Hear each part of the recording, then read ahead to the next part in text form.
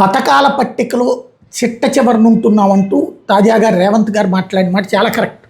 ఆయన కాకపోతే దానికి రాజకీయం ముడిపెట్టారు, మోడీకి ముడిపెట్టారు దేశంలో అన్నటువంటిది. మళ్ళీ వరల్డ్ కప్పులా లేకపోతే ఇతర కప్పులా, ఎన్ని కప్పులు, అప్పుడెన్ని కప్పులు, ఇప్పుడెన్ని కప్పులు, అప్పుడెన్ని పథకాలు, ఇప్పుడెన్ని పథకాలు అన్న చర్చ సాధారణంగా బీజేపీ చేస్తుంది.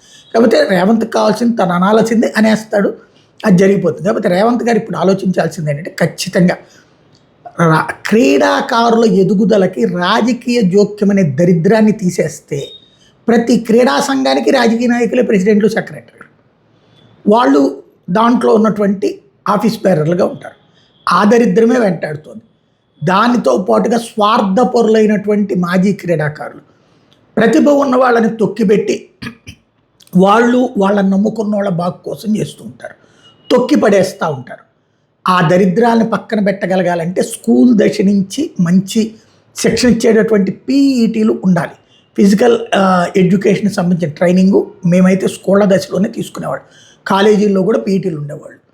ఆ తర్వాతన అప్పుడు స్కూళ్ళల్లో బాగా చేసే వాళ్ళకి జిల్లాల పోటీలకి, జిల్లాల్లో బాగా చేస్తే రాష్ట్ర పోటీలకి ఆ రోజుల్లో ప్రమోషన్స్ వచ్చాయి.